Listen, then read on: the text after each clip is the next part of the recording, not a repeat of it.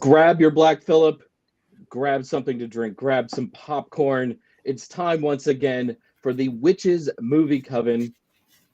Oh, it's going to be a great night. We're a little short on people, lots of things going on, but we're going to introduce. Wow, that was something else. It is going to be a night here with the Witches Movie Coven. So, yeah. Anyways, let's talk about who is here. Heather, why don't you introduce yourself? Hi, yes, that's me. I'm Heather Greene, and I am the author of and it's right here actually, Lights, Camera, Witchcraft. It is the critical history of witches in American film and television, definitive guide to witches and witchcraft in American film and television. And I am also a editor at Llewellyn Worldwide. I work with wonderful authors every day on occult topics, and I am a journalist that covers these topics so well in mainstream media. And also, just to add, I recently was a recent release book, which is Run Amok, perfect for the holiday season. I'm quoted in here. I was part of this really awesome project. This is all about Hocus Pocus. So I also was part of that. So I love to do research and talk about all things witchy and all things occult. All right. And now, straight from the chat room to the show, our special guest tonight is Tabitha Meadows. Thank you. Happy Wednesday, witches. I'm Tabitha Meadows. I am a medium and psychic. I'm a longtime witch behind the scenes of the Movie Coven, as well as a remote support medium to Courtney, I Love You, Buckley, during the Scared and Alone. Thank you for having me tonight. I'm happy to be here. And I see something moving in the corner of my screen. Hi. There he is in the dark. Oh, look at that. I have to get some candles because my power went out. I am in a hurricane, by the way. Just so you know, I am in a hurricane. Are you collecting water? Oh, mostly on the roof. No, I have magical hurricane water to use against your enemies. I think that is true. That is true. Yeah. I don't really have any enemies though. Well, I don't have any enemies. I'm gonna come in here because I have more candles in here. So I'll come in here. I'll set this down here. You'll turn on all of my crooked candles. So maybe I might have enough light that you can see me. As they say in the theater, the show must go on, and Richard-Lael is making it go on. I am like one of those reporters that is always last to leave whenever there's a hurricane. Oh, look at this. The light is doing well. I'll turn on a couple more. Let me see what I have here. You right now you sort of remind me of the discombobulated head in Pee Wee Herman. I mean, there could be a lot worse things to be compared to. I happen to have liked the discombobulated head. Maybe while Richard-Lael's lighting his candle, we should light our coven candle. Absolutely. That's a very good idea. Okay, so I'm going to hold it up first. We lit it last week for the first time, and we managed to conjure Courtney back. So I'm going to light this again in support and honor and love of our coven members, both those on screen and those in the chat. It is a candle that was given to me by a good friend, Dodie Graham McKay, who's a witch, very wonderful and powerful witch in Canada. And so I'm going to light this every week as part of our tradition. And so here we go. I am going to put it right here. And for those of you wondering, Patti Negri is in the UK right now, which means it's 2 a.m. over there, which is why she's not with us. She's dedicated, but no one is probably that dedicated.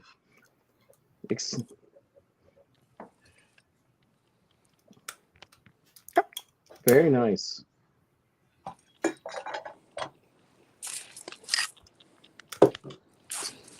Tonight's show is lighting candles. There we go. So would it be? So while Richard-Lael gets set up, and we get to watch Richard-Lael get set up in the dark, Heather, maybe you would like to tell us 5 things about this particular movie or these particular movies you have made us watch this week. I'm taking offense to, I have made you watch. You did not have to watch them. Well, I guess we can do that, and since Richard-Lael's unable to give us his unbiased synopsis at the moment.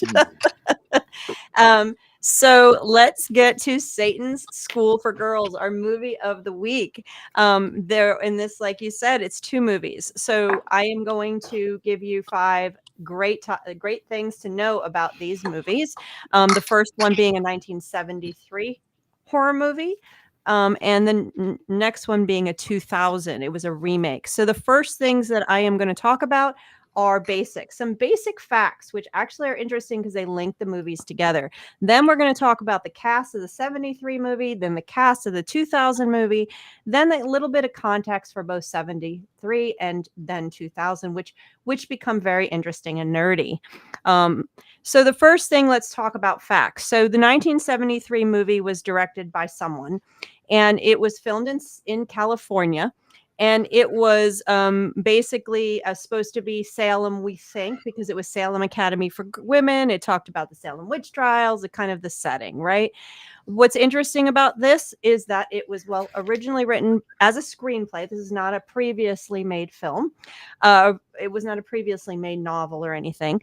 And it was produced by Aaron Spelling. And this Aaron Spelling is a key part of this entire discussion I'm going to have. So keep that in mind. If you don't know, and I'll talk about it now. Who is Aaron Spelling if you do not know? He is the producer and involved with mega shows that were extremely profitable, yes, and also very, very much famous and popular. Dynasty, Beverly Hills 90210, Charm, Melrose Place, Love Boat, Fantasy Island, Charlie's Angels. Lots and lots of shows you may have heard of from the 70s, you may have watched through the 80s and into the 90s and beyond.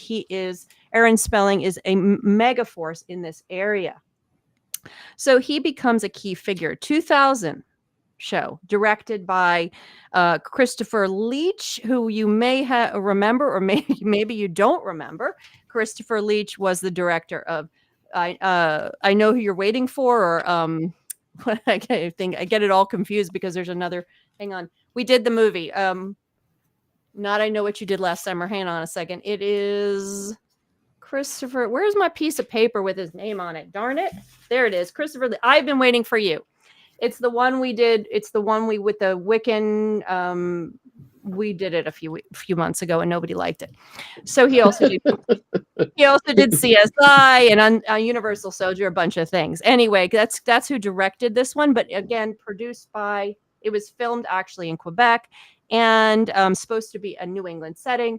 And of course, produced by none other than Aaron Spelling.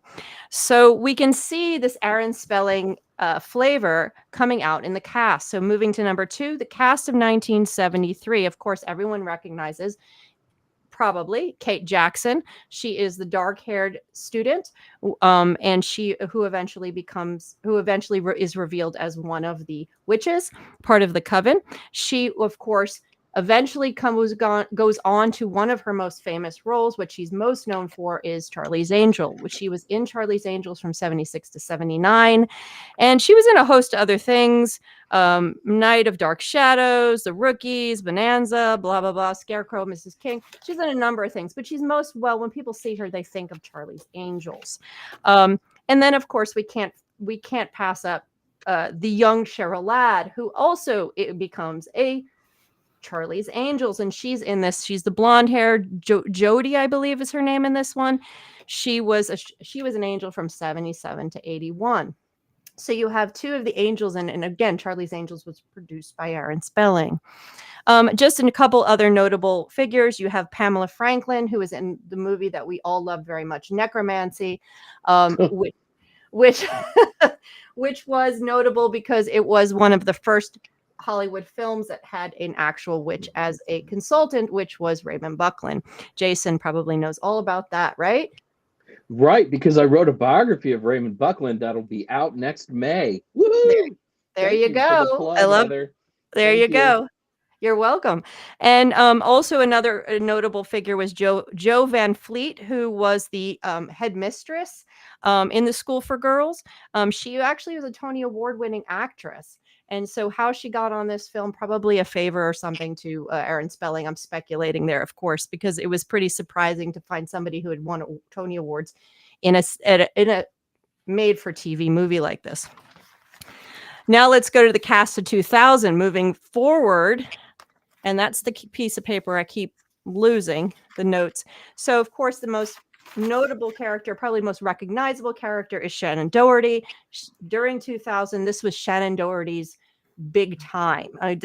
She was in Beverly Hills 90210, Charmed. I mean, she was in so many things from the 80s into the 90s that she was very recognizable, very much why she was in this.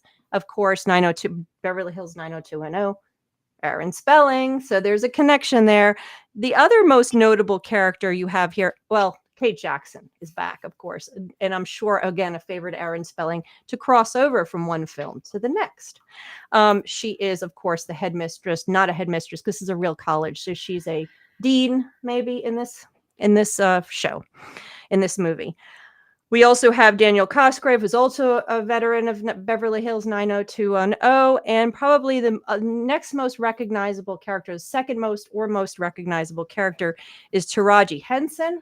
Very young Taraji Henson, who has since been notably one of the she is considered one of the most powerful and successful and talented actresses in Hollywood at this time. She was in Hidden Figures. She was in Benjamin Button. She was in The Curious Story of Benjamin Button or something like that. Curious Case. Case, thank you. Great film. Color Purple, 2023. She's been in a host of things.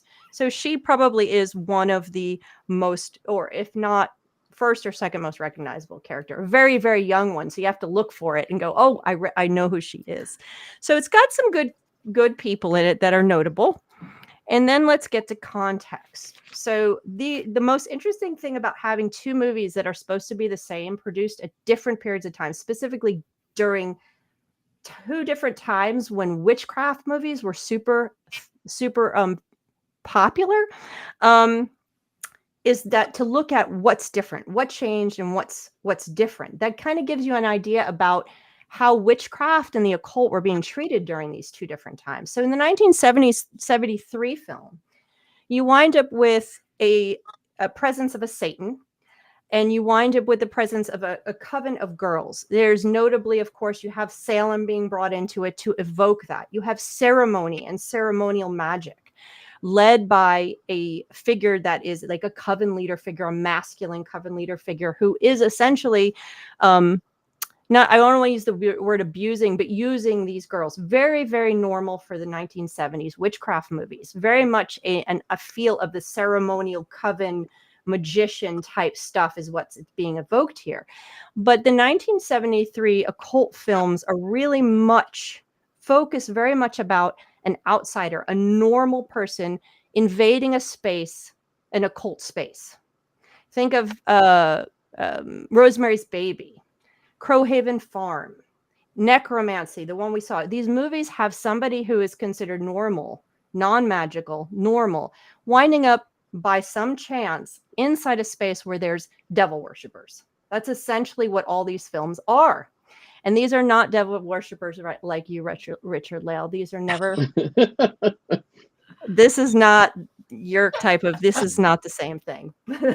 This is very much evoking the Malleus Maleficarum in all kinds of ways. And in fact, they use the word Malleus Maleficarum. They actually call the devil. They name him Malleus Maleficarum, which is hysterical. But Can yeah, you explain what that means to people who don't know? Yeah, what Malleus sure. Maleficarum So means? I actually have a copy of it right here, so I can hold it up.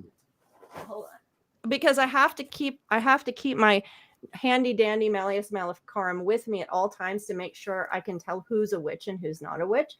Basically, it's a text. It's one of the first ones printed in the 1400s by the printing press, and it was distributed across the Europe as a way to figure out and know if somebody was a witch, what they did, and what to do when you found a witch. So this was pretty much one of the matches that lit the what is commonly referred to as the burning times, or lit the witch trials in Europe. It enforced them, it promoted them, and all across Europe. So that's what this is.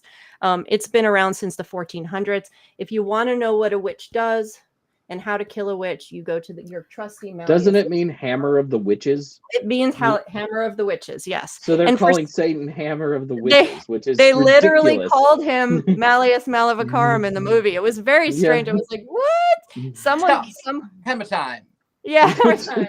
So someone must have got a hold of that and just said, oh, that sounds cool. Let's use that. This is why you needed Raymond Buckley on this movie. So flash forward to 2000. We're in a totally different era, right? This is the you go girl era. This is when you have the craft had been made. And this is when Hollywood was already separating good magic from bad magic. There was Wicca. This was okay. So you had a totally different experience. There's no devil. There's no evil character. So most of the movies at this time were negotiations of femininity. They were discussions around how a girl can find her power. This is what Buffy was about. This is what Charmed was about. There were these ways that girls can interact with each other in their own covens, and who is bad and who is good, and who is using the power right and who's using the power bad. It's all about this sort of negotiation of feminine power within feminine circles. Most of these films, this is third wave feminism. And the negotiation of how a girl takes power is whether witchcraft is good or bad. Like I said, that gets real nerdy. And I discuss a lot of that in my book. So this is really what the difference between these two are remarkable. And there's a lot of other differences that you could pull out that are fun and interesting. But that's basically what we have here. So I'm going to hand it over to you guys, because I know you guys love these films so much and have so much to say. Well, since I watched the first one, all I have been waiting for now for over a week is Richard-Lael Lillard's unbiased movie synopsis, or synopses, perhaps, as they are. Where to begin? And it's so much better you're doing this by candlelight. Right? And the best part is that they're battery. Though I do want you to go Mecca. I kind of do want you to go Mecca Lecca High, Mecca Chiny Ho at some point. Sorry. So here is my synopsis of first the 1970s one.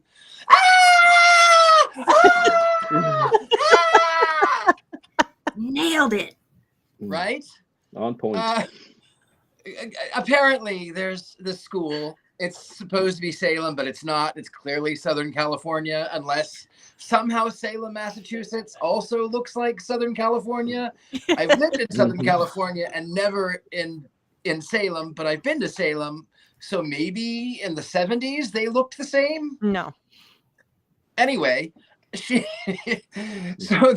there's a girl who is escaping some unbeknown force of darkness, and she is found deceased. This is something that has happened in both. The sister then comes along, and everyone has said, no, she has unalived herself, like I wanted to do after watching the movie. What? Anyway, so to figure out how her sister was accused of such things when she was such a happy child, she decides to go in mask to go to this college of girls' schools. And the first one, gosh, I don't know. There was a locked room or something. I was trying to watch it, but all I really, I wanted to hit the fast forward button, and I didn't. I mean, at the end, there's like more screaming and then unaliving and witches, and I liked this film so much. I watched both versions, and I got to tell you, I learned so much about myself. I wish I had something more clever to say, but it was just a lot of screaming and a lot of girls and a lot of. There was a devil figure. That's about it. That's really about it. It's a Malleus Maleficarum. Malleus Maleficarium. I will say, however, Heather, on the fact that you brought up the color purple, I have to tell you about that one because lilac, that color, it looks berry grape on me. I did that on purple. I think it's marvelous. Violet, you think of those plums. I hope they don't make you puce. And that's all I am where going to is say our about drum, our Satan's. snare drum? That's all I'm going to say about Satan's School for Girls, because it was not what I was expecting. It was somehow worse. I'm just, you don't know. I still may vote up. You don't know how I'm going to vote yet. So I'm watching reactions from Tabitha, and she seems to really disagree with your synopsis. So I'm going to throw you right in, right into this, Tabitha. You're What are throwing your me thoughts under on the this film? cauldron. Yes. Actually, I do agree with the 1973 synopsis of that's pretty much what that movie was. I do like the difference in the cinematography from both of them. The 1973 version had more of an up close in your face. It was pretty dark. Whereas the 2000 version had a lighter feel, even though it was dark. I really appreciated that about them. I like that. I think I liked the 2000 version a whole lot better, simply because of I like the way that one ended better. I do have a confession to make. When they kept saying Fallbridge College, I thought that they were saying Baalbridge College, and I thought, how appropriate to bring. Go ahead. I'm sorry. Oh, I was just thinking how much better I liked the first movie because it was 20 minutes shorter. And I really appreciated that. I think the second movie, and I think you tapped into something, Tabitha. There was much more. There was so much more going on. It really felt like Beverly Hills 90210 meets Charmed. Like it was like the two of them pushed together. And it had so much more going on. You had the love story, you had this different characters, you even had more people. There was actually people at that college. At the other one, it was very concentrated. The only things shown on screen were the things necessary for you to see. And it was very limited. Those were functions of that decade, the differences in the way they filmed these TV movies and what they were doing, which is really interesting. Again, it gets way into the nerdy area of film geek stuff. I did like the cinematography. I can attest. I liked the cinematography of both for different reasons. I just wish that the films would have not been those films. I as an artist who loves, unlike our beloved Courtney Buckley, I love films from the 70s most of the time. I don't really like films from the 2000s, but it was visual. It was interesting. I can say, but yeah. I tried. I pulled a Patti and I watched it on my phone, and then I tried to watch it on the computer, and I was like, it's just more screaming and tunnels, and I really could not get into these films. I kept hoping that there would be a real devil and in the second one, to hell. Well, there was a real devil in the first one. Yes, that is correct. Yes. And he turns to smoke or something. I don't know. And this is one of those things where, according to Patti, I should have been on some edibles or something by watching. Well, what of that shadow figure that shows up in the one in 2000?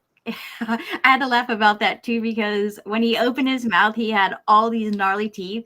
So the first thing I thought was that song, the Baby Shark song is terrible. Yeah. But I'm going, it's like Satan Shark, do. So funny.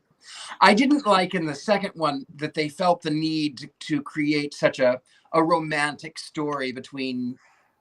I thought it was sort of, for something that was trying to be feminist, it was sort of the opposite of you need this man to come in and help you, even though he's part of the ordeal. He's somehow dating the other one, but he's not, and he feels remorse. I felt like that was a little bit of a letdown. I liked that the second one actually had occult stuff sort of in it. The rituals looked more like kind of things that we might do. They sort of took the sound of a lot of rituals and books from that period, the these, the thous, while they were doing the rituals, though they didn't actually crib from like a Buckland's Big Blue Book or a Scott Cunningham, but they kept sort of that language that a lot of us are used to from 1999, 2000, which I thought was interesting. And then for these characters to actually have occult powers in the second was a big difference than the first, where mostly they're just sort of walking around, all 12 of the people in the film, in the school that has 15 people perhaps in it. And then the second one, you know, they're turning into wolves, they're playing with fire. It's really different in that sense, though they are the worst special effects I think I have ever seen in anything. Like embarrassingly, hilariously bad. So I'm looking up in my book. It's what's interesting is so as I said earlier, a lot of these teenage sort of school films were made in the later part of the 70s after, and for TV, just like this one was after Carrie was successful. Sort of this, so it was an anomaly for this period of time to have a school setting, a young school setting at this during this early 70s. But what's interesting is there was another film that's similar to this called The Initiation of Sarah that was also redone in around 2000. I was trying to find the date of it. And it actually, the main character of that other film, one of the main characters was Morgan Fairchild. And she appears in the 2000 version as well. So they did, I always forget which film is which when I'm thinking about which one is which. But The Initiation of Sarah, I think, and I'm just looking it up, was 2000. I want to say 2001, 2002, something like that. A similar parallel, because producers saw that witchcraft was popular again.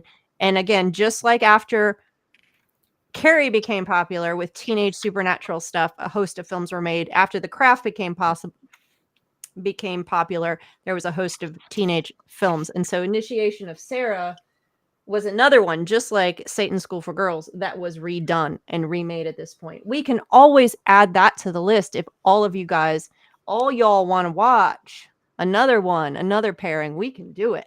I think after this pairing, we may need a year to recover to appreciate The Initiation of Sarah fully. I really feel that way.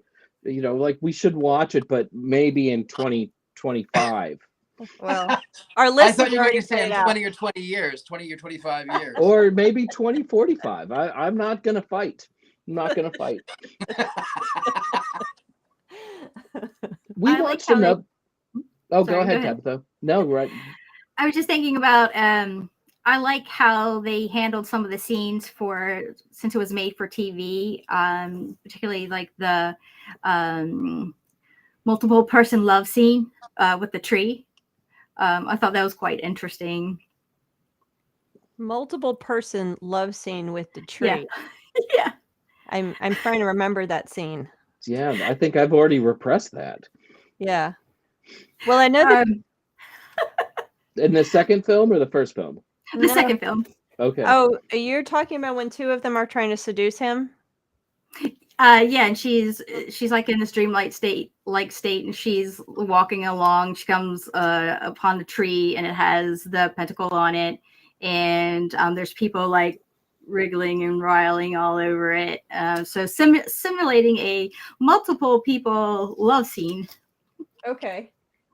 I've blocked that. That's so weird. I can't remember it, but I know the tree and I remember the sort of sequence, but okay. Yeah, I just think it's kind of an important thing because a lot of people out there have these ideas of what Satan worshipers do, and those types of things are something that comes up. So it was interesting to see the way that they handled that in the second movie. You know, you bring up something, Tabitha, while I was watching the second movie. In the early 90s, I would watch some like weird Christian television, and I continued that for quite a while. And I would watch the Satanic Panic television. And a lot of it really peaked after the Satanic Panic was done, but all of these books were coming out. They were making videos, and you would see these guys with mullets pointing at trees with pentagrams carved into them and trying to talk about what they thought witches and Satanists did. And the second movie really reminded me of that. Like the rituals and stuff had come straight out of a 1996 straight to VHS Pentecostal video about Cliche Satanic land. Panic. Yeah, cliche land completely. You know, everything is a giant pentagram everywhere. Absolutely. And it wasn't too far off. I mean, they still were using this. There's a number of movies that play into that at this, even at 2000. But the difference is they have Shannon Doherty's character, who had clearly, they show her having these natural abilities growing, but she turns away from it. And she still has, and she uses the power for good, which is, this is the craft. This is coming out of what we saw in the craft, coming out of what X-Files was teaching, coming out of Charmed. That's why this is and the supernatural weird aspects of it. That's why I kept thinking, oh my God, this is 90210 and Charmed have a love child. It's love child, because it really felt at the beginning more like 90210 and the love story and the kids and the school and all this stuff. And then all of the end felt more like Charmed with the dog. Did she really use her powers for good, though? Because at the end of the film, she just murders everybody.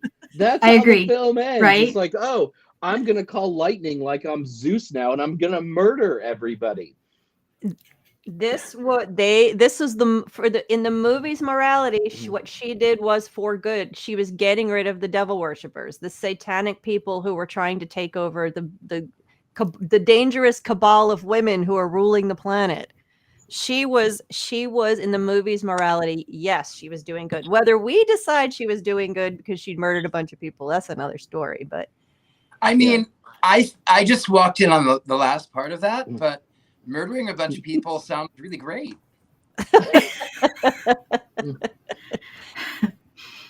Ritual sacrifice. All I could think of, like, no, she's not like the best person now. She's as bad as anybody else, just killing people left and right. Though I will say another thing about that scene. When it's starting, like she walks into, I think, like a decrepit old building, right? And it's like, oh, haunted house. And then look, I got like little signs. And then all of a sudden she walks into this giant room out of Harry Potter where like the Satanists have set up everything. And it's like, how did that get here? Who thought that was a good idea or that would make any sense whatsoever? Well, and then how did her power, like she literally had no powers at the beginning of the movie. I'm like, well, those grew fast. She went from being able to snap a light bulb to igniting that entire thing on fire. We missed this scene where she got bit by the radioactive spider, and that's how she got her powers. Ah, okay. Must have been during the tree scene that we missed. She got her powers during the tree orgy. The good thing about being in love with trees is the constant wood. Yes. We need a snare drum. Never mind.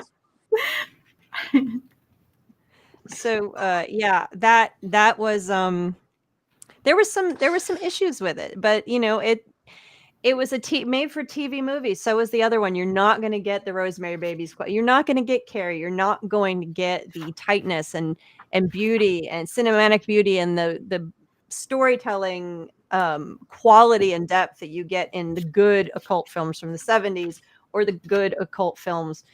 Well, I don't know if there are any in the 90s, but the better occult films of the 1990s. I want to say just 3 or 4 months ago, though, we watched another made-for-TV movie, and that portrayed witchcraft in a pretty positive light, and you and I both liked it, and so I'm kind of comparing and contrasting the 1970s '73 version of Satan's Schools for Girls with that '79 movie that we watched, which I can't remember the name of, which drives me crazy. But it was like a positive portrayal of witchcraft in a time when you didn't see that, and it did have higher production values than what we see in the Aaron Spelling '73 film. Are you talking about Midnight Offerings? That was yes, 1980. the one with Marion Ross, 1980, Yeah, right? and it was the one. It was I call that the sort of proto craft movie with the bad girl and the good girl who has powers and all that stuff. Yeah. Okay. Yeah. Unfortunately, that one is hard to find where you can really see how much better it is. It actually is it actually isn't a bad movie. I enjoy that movie, and I think it's very interesting. So, that was 1980. This was done during the witchploitation period of time when they were just making occult films like mad because it was so exciting, because the rating system was here. They didn't have regulations. They could do all the things. So you had all these exploitation films. So a lot of them are bad. Even the ones that aren't made for television are really bad. They're juicy. They're so much fun to watch, though. Oh, I love watching those bad '70s witch films. Is there any historical legacy for these two films?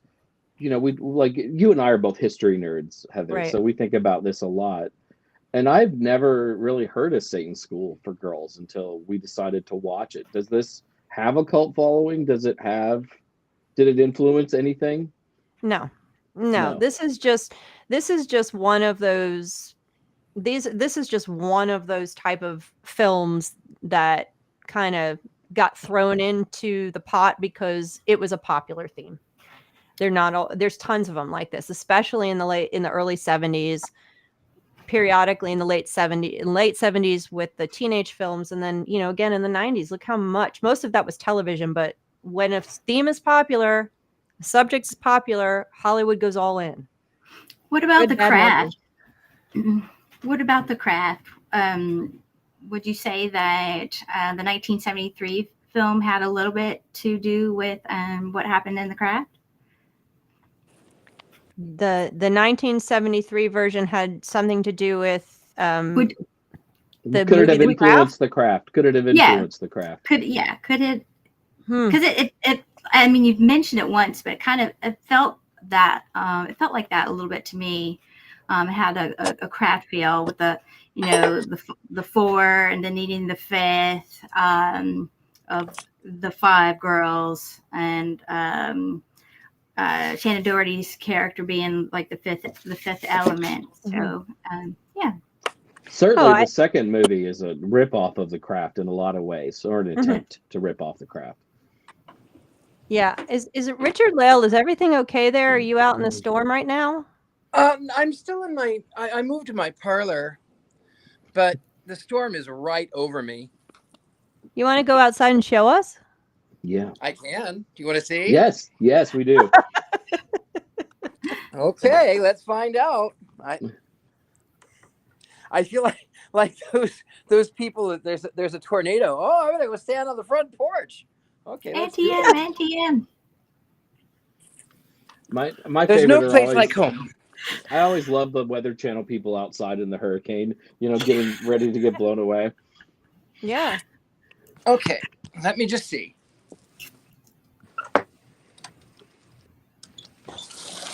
Oh, wow. Okay.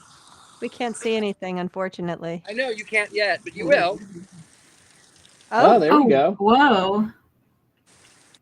Okay. Wow, the wind's really blowing. And the sky is interesting. The water is coming in almost sideways. So we have I worked on a book called Weather Magic by Deborah Burris, and she's a PhD in that area, and also this witch and fabulous witch, and she talks about how you can gather some of the water from storms like that and then use it in magic. Protective magic. I can't remember all the things. So gather some of it and save it up. Well, this would be a good one for chaos magic.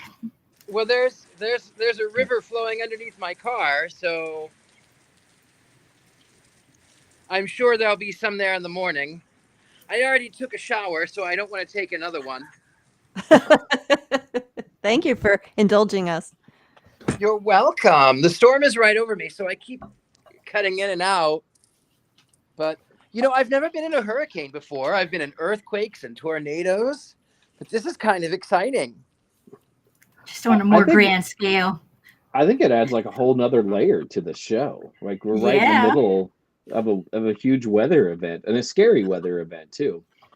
It is a scary event, but the thing that's scarier is, how do I turn off my lights? How late? Well, how long? Oh, we lost Richard. Right? It comes in and out. I pulled some quotes from the 1973 version because I figured Courtney probably would never watch it. She'd watch the 2001. I'm back. Sorry, morning, so I had to get. You're back. Okay, I'm back. So and we're gonna do nice and spooky, right? You do. Oh, I think everyone's frozen. No. I do think maybe we should just do a whole show in candlelight. Oh, that one was of these so days. cool. Yeah, I think it's gonna happen. So Heather's gonna do some quotes from the '73 movie to take the place of Courtney tonight, who we were pretty sure wasn't going to watch this anyways because it's a '70s film. Well, I only have 4, and hopefully I can read my handwriting. So I loved the lingo from the 70s. Let your mind hang loose. That was the artist. He said that, and I laughed really hard because hang loose is so 70s. Condemn nothing, embrace everything, and hang loose. He said it again. Hang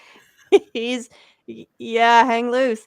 He turns out to be Satan, of course. What the devil's going on? It's kind of funny. And he says when he's describing himself, Satan, he says, I welcome what man rejects. So his little speech right at the end, okay, he's bad. He's about to kill 9 girls, but he gives a really good speech. And at the end where he describes himself and he's saying, condemn nothing, embrace everything, hang loose. He's so describing the concept of Satan. And then when he says at the end, I welcome what man rejects, it's a great little speech that actually rings true. Of course, he turns out to be he's killing young women and all the other negative stuff around it, but he actually has some good language in there. So those are my little quotes that I pulled. I welcome what man rejects. I'm almost wondering if they had went out and bought LaVey's Satanic Bible or something for inspiration, because it very much sounds like something LaVey would have said in that particular book. Yeah. Absolutely. It wasn't, I looked, there's no credits to it, but LaVey and all his stuff was all over Hollywood in the 70s. It was super, super popular amongst actors and actresses and other people in Hollywood. So absolutely, I would not be surprised. Yeah. Hang loose, everybody. So Tabitha, what's it like being in the show from the chat room to the show? It's a different level. I'm not as much of a participant in the realm of wording, and you're lovely. You are. So are you, Richard-Lael. I'm so glad to finally be able to work with you. I love you so much. Well, the feeling's mutual. It's absolutely mutual. Yeah, Heather and I'll just leave now, and you two can just do whatever it is that you're doing, and we'll just go. You're doing great, Tabitha. Thank you for joining us. Oh, thank you for having me. This is so awesome. You get to see how the sausage is made in the back. I mean, and also you get to find out that we do not have good appetizers in the green room. I've been complaining about that for a long time. I mean, you know what? I have to admit, though, the cats that we serve are delicious. We eat the cats. We're eating the dogs. We're eating the pets.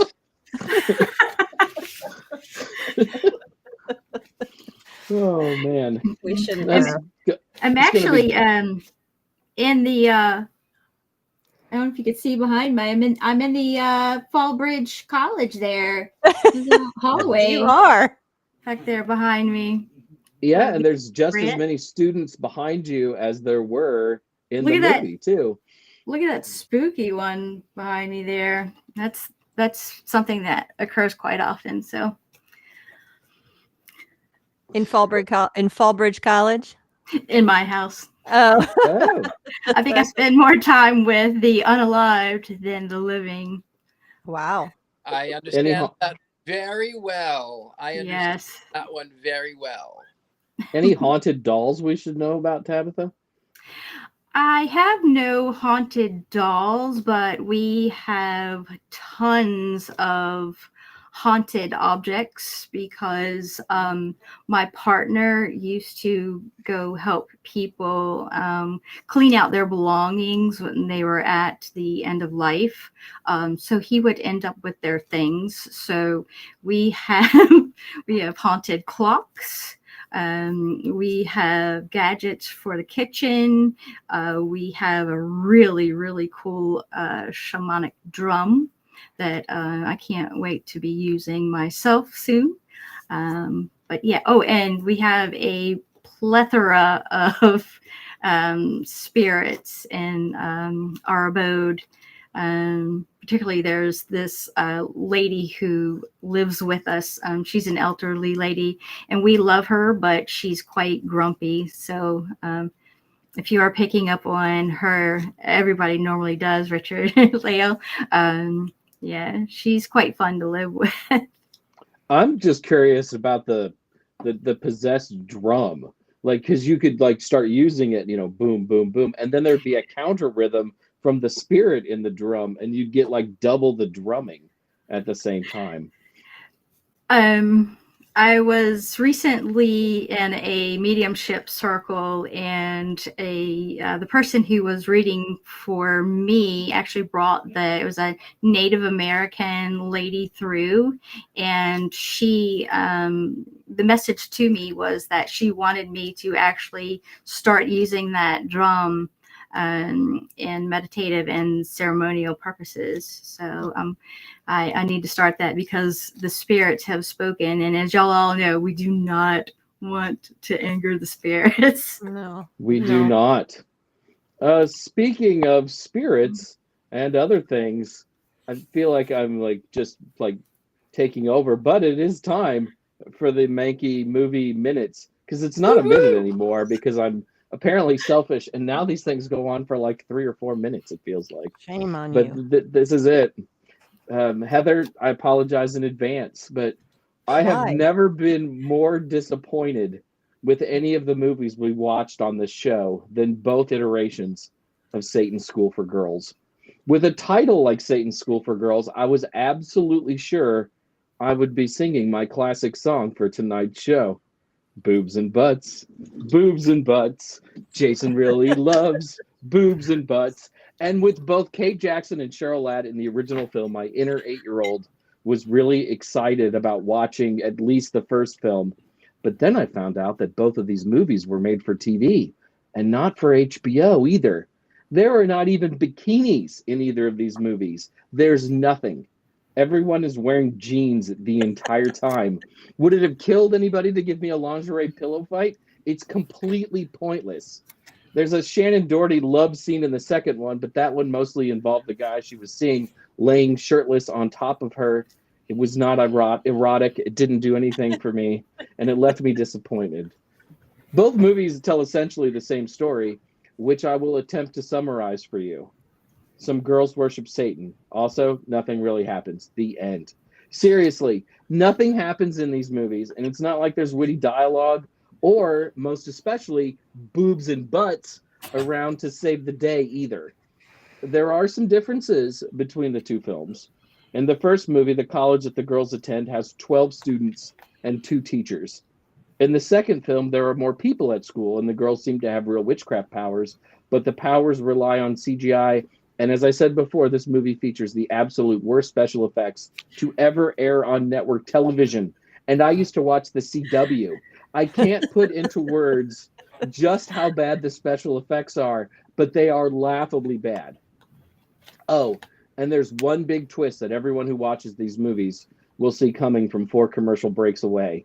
In the first film, you are led to believe the bad guy will be the school's head mistress, but it turns out the leader of the satanic crew is a perverted professor who sleeps with his students. Shocker. Oh, and yeah, that guy, the professor, should be slapped in the face. But in the second movie, just when you think it's the new perverted professor who also sleeps with his students, who should be kicked in the nards, it's the female dean. And this new dean is played by Kate Jackson, who was in the original movie. Whoa! This huge change is meant to surprise the 13 people who saw the original and were now watching the remake. Wow. This is the biggest twist I've seen on screen since The Sixth Sense. And people keep talking about Shannon Doherty being in this movie. I love Shannon deeply because of 90210. But also, this movie has Taraji P. Henson in it, the woman who starred in Hidden Figures and has twice been on Time's 100 most influential people in the world list. And here she is, absolutely slumming it in this ridiculous movie that makes an episode of the Super Friends look deep and sophisticated. I wanted to watch Bluey. I'm surprised Henson hasn't destroyed every copy of this film, physical and digital. And if she asks me to help her do so, I will sign right up. Boom. There's your minute. Here comes the fake lightning. Yeah.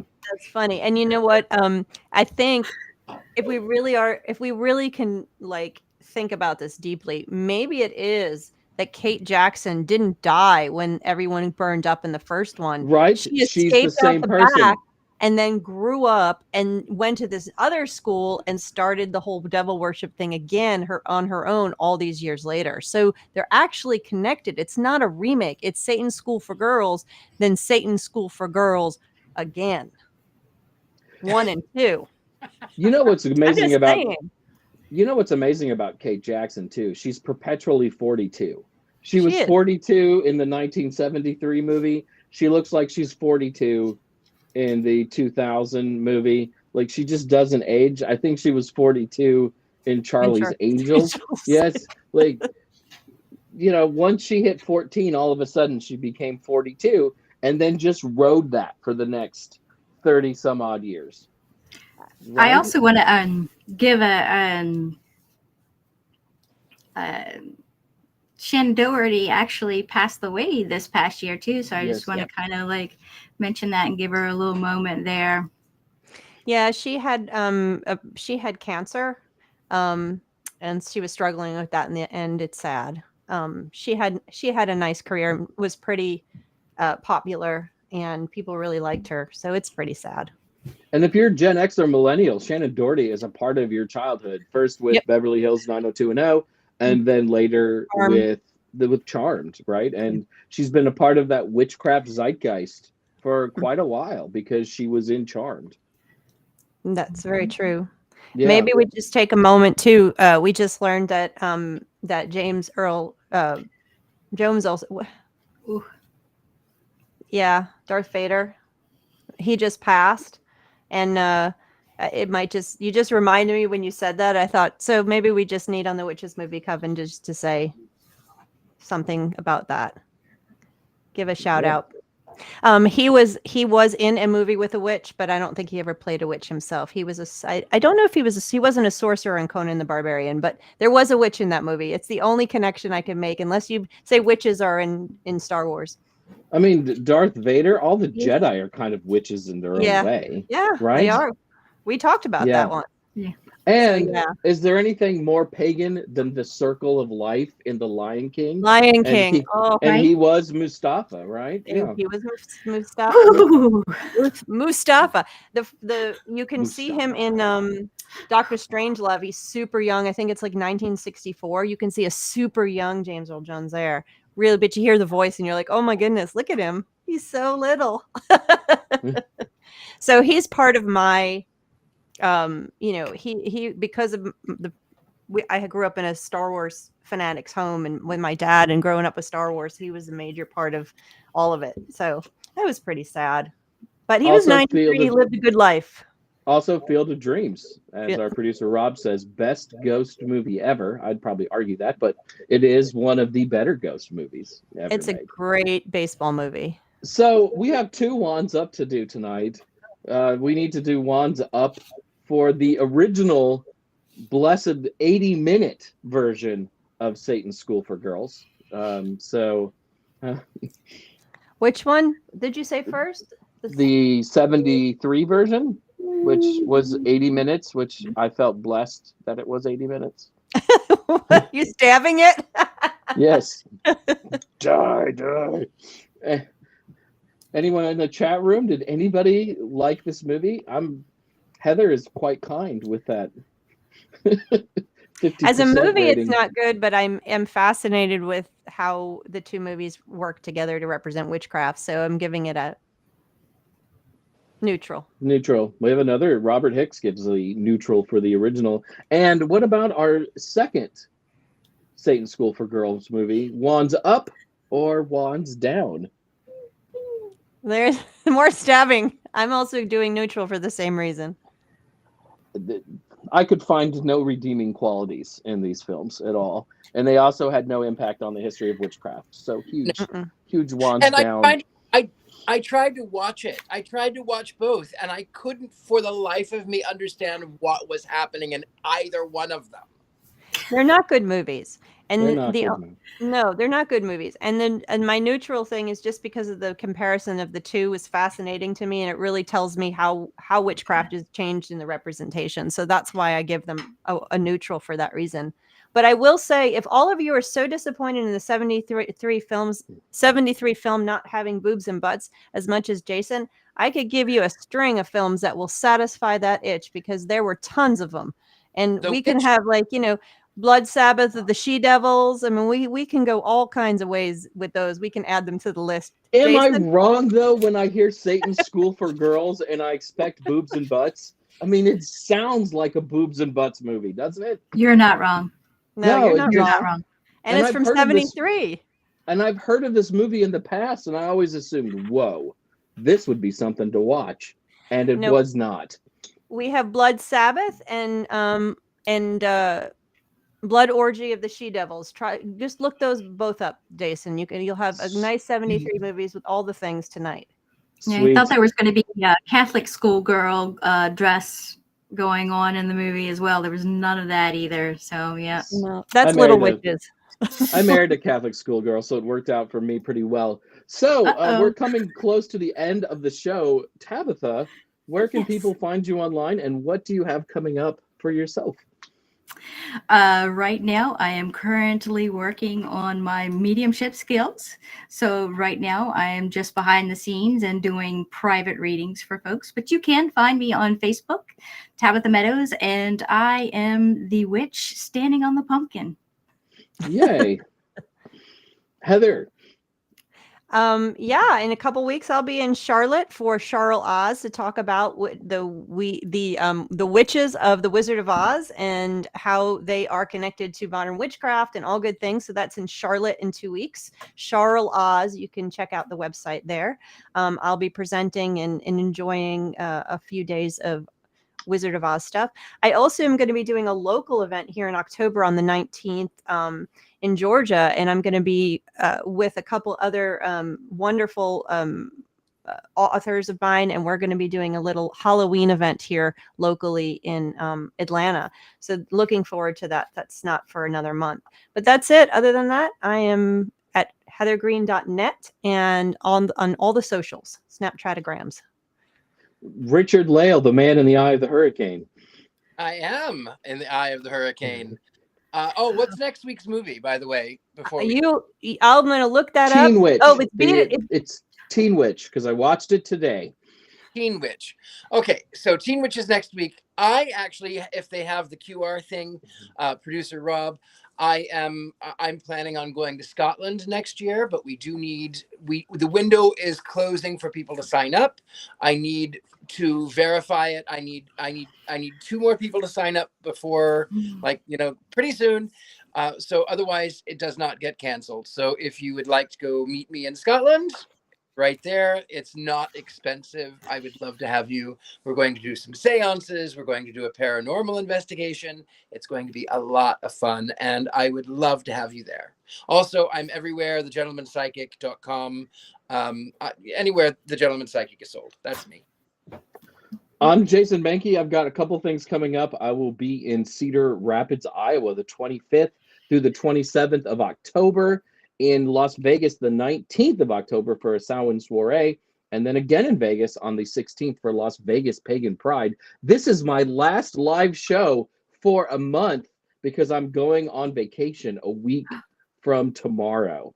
But I will be giving you Mankey Minutes while I'm gone.